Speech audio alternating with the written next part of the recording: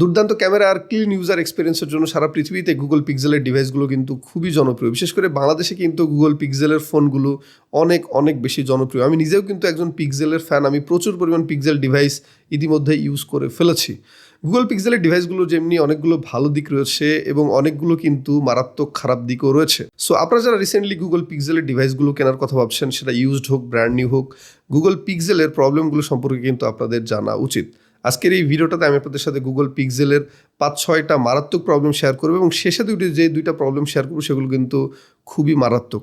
So আশা করি সম্পূর্ণ ভিডিওটি কেউ মিস করবেন না। সো গুগল পিক্সেলের প্রথম যে মারাত্মক সমস্যা সেটা হচ্ছে নেটওয়ার্ক ইস্যু। আমাদের মতো উন্নয়নশীল দেশ যেগুলো আছে, অর্থাৎ যাদের নেটওয়ার্কের অবস্থা খুব বেশি ভালো না, সেই সব দেশগুলোতে গুগল পিক্সেলের ডিভাইসগুলো কিন্তু মারাত্মক নেটওয়ার্ক ইস্যু দিয়ে থাকে। অর্থাৎ পিক্সেলের যে ওল্ড ডিভাইসগুলো আছে, পিক্সেল 5 থেকে শুরু করে পিক্সেল 7, 8 পর্যন্ত, এই ডিভাইসগুলোতে কিন্তু মারাত্মক লেভেলের নেটওয়ার্ক ইস্যু পাওয়া যায়। আমি pixel 6, pixel 7, pixel 7 pro, pixel 5, 5a, 4a, pixel 3 এই প্রত্যেকটা ডিভাইস ইউজ করেছি এবং প্রত্যেকটা ডিভাইসে কিন্তু হিউজ পরিমাণ নেটওয়ার্ক ইস্যু দেখেছি। সো নেটওয়ার্ক ইস্যু বলতে যে সমস্যাটা হয় সেটা হচ্ছে যে এর নেটওয়ার্ক মাঝে মাঝে হঠাৎ করে ফোন থেকে উধাও হয়ে যায়, কল ড্রপের প্রবলেম হয়, আপনার কাছে কেউ কল দিচ্ছে, কলটা রিসিভ করার সাথে সাথেই কেটে যায়। স্পেশালি যারা আসলে গ্রামে থাকে তাদের ক্ষেত্রে আসলে মেইনলি এই প্রবলেমটা অনেক বেশি হয়। সো যারা আসলে কথা বলার জন্য বা আসলে নেটওয়ার্ক ইস্যু নিয়ে আসলে একটু প্যারাই থাকবেন এই চিন্তা করেন, তাদের জন্য গুগল পিক্সেলের ডিভাইসগুলো অ্যাভয়েড করা উচিত। আদারওয়াইজ আপনি যদি সেকেন্ডারি কোনো ডিভাইস ইউজ করেন, অন্য কোনো ফোন ইউজ করেন এবং পিক্সেল ডিভাইসগুলোকে নেটওয়ার্ক ইস্যুকে খুব বেশি গুরুত্ব না দিয়ে থাকেন, জাস্ট ফটোগ্রাফি ভিডিওগ্রাফির জন্য আপনি পিক্সেল ইউজ করবেন, সেক্ষেত্রে এটা আপনার প্রবলেম হবে না। তবে কল ড্রপের যে প্রবলেম বা নেটওয়ার্ক ইস্যুর যে প্রবলেম, এটা কিন্তু গুগলের ওল্ড ডিভাইসগুলোতে অন্তত পিক্সেল 7 পর্যন্ত আপনি কিন্তু মারাত্মক লেভেলের পাবেন। পিক্সেল 8, 8 প্রো, 9 এগুলোতে কিন্তু কিছুটা আসলে ঠিক হয়ে গিয়েছে। গুগল পিক্সেলের ডিভাইসগুলোর আরেকটি মারাত্মক সমস্যা হচ্ছে ব্যাটারি ড্রেন। অর্থাৎ গুগল পিক্সেলের লেটেস্ট যে চিপসেটটা এসেছে, টেনসর যে চিপসেটটা, এই চিপসেটটা আসার পর কিন্তু পিক্সেলের ডিভাইসগুলোতে ব্যাটারি ড্রেনের প্রবলেমটা অনেক বেশি দেখা যাচ্ছে। অর্থাৎ খুব দ্রুত কিন্তু ব্যাটারি চলে যায়। এই প্রবলেমটি কিন্তু আমি নিজেও লক্ষ্য করেছি। অর্থাৎ টেনসর চিপসেট গুগল পিক্সেলের 6 থেকে আসলে টেনসর চিপসেটটা আসা শুরু করেছে। আমি 6, 7 এগুলো ইউজ করেছি। তো এই প্রবলেমটা কিন্তু আমি নিজেও লক্ষ্য করেছি যে ব্যাটারি ড্রেন ইস্যুটা আসলে এই ফোনে মারাত্মক। আপনি চার্জ করার পর কিন্তু খুব বেশি ইউজ করতে পারবেন না, দ্রুত দেখা যাচ্ছে যে ব্যাটারি কিন্তু চলে যায়। তো এই প্রবলেমটাও কিন্তু আসলে এই যুগের সাথে আসলে মানানসই নয়। কিন্তু তারা এই প্রবলেমটা কেন ফিক্স করে না সেটা আসলে জানি না আমি।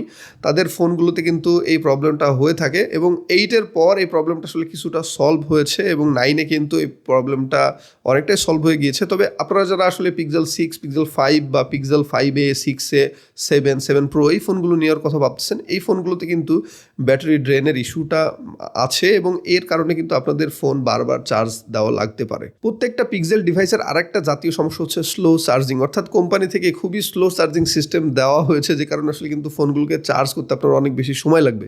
এমনকি গুগলের একদম লেটেস্ট ডিভাইস পিক্সেল 8, 8 প্রো, 9 এগুলোতেও কিন্তু সর্বোচ্চ 30 ওয়াট বা 33 ওয়াট এইরকম আসলে সাপোর্ট করে থাকে, যে কারণে আসলে আপনি ফোন নিয়ে কিন্তু চার্জ দিতে গিয়ে আপনার প্রচুর পরিমাণ সময় নষ্ট করতে হবে। 2026 সালে এসে যেখানে অন্যান্য ফোনগুলো 100 ওয়াটের চার্জার দিচ্ছে, 125 ওয়াটের চার্জার দিচ্ছে বা অনেকগুলো ফোনে কিন্তু এর থেকে বেশি ওয়াটেরও চার্জার দিচ্ছে, অন্তত পক্ষে চাইনিজ ডিভাইসগুলো দেখবেন 65 ওয়াট, 70 ওয়াট, 80 ওয়াট বা 100 ওয়াটের চার্জার দিয়ে থাকে এবং খুবই দ্রুত 45 মিনিট, 30 মিনিট, 35 মিনিট বা 1 ঘন্টার নিচে কিন্তু চার্জ করে ফেলা যাচ্ছে ফোনগুলো। সো এই যুগে এসে গুগল পিক্সেলের ডিভাইসগুলো কিন্তু অনেকটাই স্লো চার্জিং দিয়ে থাকে। এটা আসলে শুধু গুগল পিক্সেল না, অ্যাপল থেকে শুরু করে স্যামসাংয়ের মানে ফ্ল্যাগশিপ যে ব্র্যান্ডগুলো আছে তারাই আসলে এটা টেকনিক্যালি এই সিস্টেমটা দিয়ে রাখে এবং যার ফলে এই ফোনগুলোকে কিন্তু চার্জ করতে বেশ সময় লাগে, যেটা আসলে এই যুগের সাথে খুব একটা মানানসই না, যেখানে আসলে মানুষ খুব কম সময়ে দ্রুত চার্জ করে নিতে চায় বা মানুষের সময়ের যেহেতু অনেক ভ্যালু আছে, এই সময়গুলোতে আসলে পিক্সেলের ডিভাইসের আসলে এত স্লো চার্জিং সিস্টেমটা দেওয়া উচিত হয়নি। সো আপনারা যারা ফাস্ট চার্জিংয়ের আশা করেন তারা কিন্তু আসলে এইটা কখনোই পিক্সেলের ডিভাইস থেকে পাবেন না। পিক্সেলের ডিভাইস যেমনি খুব স্লো চার্জ হয়, পাশাপাশি ব্যাটারি ড্রেন প্রবলেমটা কিন্তু এতে বেশি। এর ফলে ব্যাটারি দ্রুত শেষ হয়ে গেলে আপনাকে কিন্তু আবার চার্জ করতেও বেশ সময় নিতে হবে। সো এই স্লো চার্জিং সিস্টেমটাও কিন্তু একটা খারাপ দিক। সো আপনারা যারা এটা আসলে কনসিডার করে নিতে পারবেন তারা এই ফোনটা নিতে পারেন, কোনো সমস্যা নাই। গুগল পিক্সেলের ডিভাইসগুলো সর্বশেষ এবং সর্বমারাত্মক যে ইস্যু সেটা হচ্ছে হিটিং ইস্যু। অর্থাৎ এই ফোনগুলো কিন্তু খুবই হিট হয়। গুগল পিক্সেল 3 থেকে শুরু করে 7, 8 এই প্রত্যেকটা ফোনে কিন্তু মারাত্মক হিটিং ইস্যু রয়েছে। যদিও পিক্সেল 8 এর পর থেকে আসলে হিটিং ইস্যুটা অনেকটাই কম হয়ে গিয়েছে। পিক্সেল 8 প্রো আমি পার্সোনালি ইউজ করেছি, খুব বেশি হিট হয় না, তবে হিটিং ইস্যু নাই এটা আসলে বলতে পারবো না। পিক্সেলের ডিভাইসগুলো কিন্তু মারাত্মক লেভেলের হিট হয়। আপনারা যারা ইউজ করে দেখেছেন তারা জানেন, আপনি যখন ক্যামেরা অন করে ছবি তুলবেন বা ফটোগ্রাফি করবেন বা ভিডিও করবেন, তখন দেখবেন ফোনগুলো আগুনের মতো হিট হয়ে যায় এবং এত পরিমাণ হিট হয় মনে হয় যে এখানে ডিম ভেজে আসলে ফোনে রান্না করে ফেলা সম্ভব। এবং এই কারণে কিন্তু অনেক সময় পিক্সেলের ডিভাইস হিটের কারণে বন্ধ হয়ে যায়। আপনি যখন ভিডিওগ্রাফি করবেন বা 10 মিনিট ধরে ভিডিও করবেন, 5-7 মিনিট ভিডিও করবেন, তখন দেখবেন ফোনে আপনি হাত দিতে পারতেছেন না, এরকম একটা অবস্থা হবে। মানে প্রচুর পরিমাণ হিট হয়ে যায় ফোনগুলো এবং হিট সহ্য না করতে পারার কারণে ফোন কিন্তু রিস্টার্ট নেয়, অর্থাৎ বন্ধ হয়ে আবার ওপেন হয়ে যায়। এর ফলে আপনি যদি আসলে ভিডিও করতে করতে ভিডিও করেন বা এই ধরনের জিনিসগুলো করেন, এই অবস্থায় ফটোগ্রাফি, ভিডিওগ্রাফি, এই অবস্থায় কিন্তু আপনার ফোন বন্ধ হয়ে গেলে মারাত্মক একটা সমস্যা হবে। পাশাপাশি গেমিং করার ক্ষেত্রেও কিন্তু একই সমস্যা লক্ষ্য করবেন আপনি, ফোন মারাত্মক লেভেলের হিট হবে। যে কারণে আসলে আমরা অনেকেই বলে থাকি আপনাদেরকে যে পিক্সেলের ডিভাইসগুলো কিন্তু গেমিংয়ের জন্য না। এবং বিশেষ করে যেদিন থেকে টেনসর প্রসেসরটা আসা শুরু হয়েছে পিক্সেলে, সেদিন থেকে কিন্তু এর হিটিং ইস্যু আরও বেশি হয়েছে। যদিও আগে স্ন্যাপড্রাগন প্রসেসরগুলো ইউজ করা হতো, ওইগুলো তো হিটিং ইস্যু ছিল, হিটিং ইস্যু যে ছিল এটা বলবো না, তবে টেনসর আসার পর থেকে কিন্তু আরও বেশি হিটিং ইস্যু চালু হয়েছে, যার ফলে এই ডিভাইসগুলোকে কিন্তু একটা আসলে জ্বলন্ত মানে আগুনের টুকরা আসলে বলা যায়। মানে প্রত্যেকটা পিক্সেল ডিভাইস কিন্তু মারাত্মক লেভেলে হিট হয়, তবে হিটের কারণে অন্য কোনো প্রবলেম হবে না, আপনার হাতে খুব বেশি হিট ফিল হবে। পাশাপাশি ভিডিও করতে গিয়ে বা ফটোগ্রাফি করতে গিয়ে দেখবেন যে ফোন মাঝে মাঝে রিস্টার্ট নেবে, অর্থাৎ বন্ধ হয়ে যাবে। তো এইটা অনেকের কাছে অকওয়ার্ড ফিল হতে পারে। প্রত্যেকটা ফ্ল্যাগশিপ ডিভাইসই হিট হয়, স্যামসাংয়ের ফোন থেকে শুরু করে অ্যাপল থেকে শুরু করে প্রত্যেকটা ফ্ল্যাগশিপ ডিভাইসই হিট হয়ে থাকে, তবে পিক্সেলের ডিভাইসগুলো একটু অতিরিক্ত হিট হয়, যেটা আসলে মানে আমার কাছে পার্সোনালি ভালো লাগে না।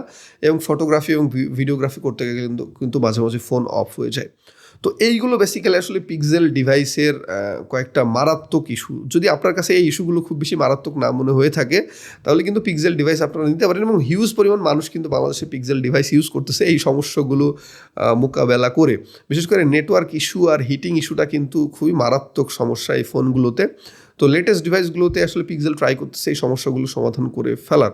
তারপর আপনারা যারা এই বিষয়গুলোকে কনসিডার করে পিক্সেল ডিভাইস নিতে চান বা কিনতে চান, তারা কিন্তু অনায়াসে কিনতে পারেন, কারণ ফটোগ্রাফির জন্য বা ভিডিওগ্রাফির জন্য পিক্সেলের ডিভাইসগুলো কিন্তু অন্যান্য যে কোনো ব্র্যান্ডের ফ্ল্যাগশিপ ফোনের থেকেও সেরা। সো এই ছিল আজকের মতো। আশা করি ভিডিওটি আপনাদের অনেক ভালো লেগেছে। এই ধরনের স্মার্টফোন রিলেটেড ভিডিও দেখার জন্য অবশ্যই আমার চ্যানেলটি সাবস্ক্রাইব করতে ভুলবেন না। আপনার ফ্রেন্ডের সাথে অবশ্যই ভিডিওটা শেয়ার করে দিবেন এবং পাশাপাশি ভিডিওতে কমেন্ট করে আপনার মতামত জানিয়ে দেবেন। ধন্যবাদ সবাইকে, ভালো থাকবেন।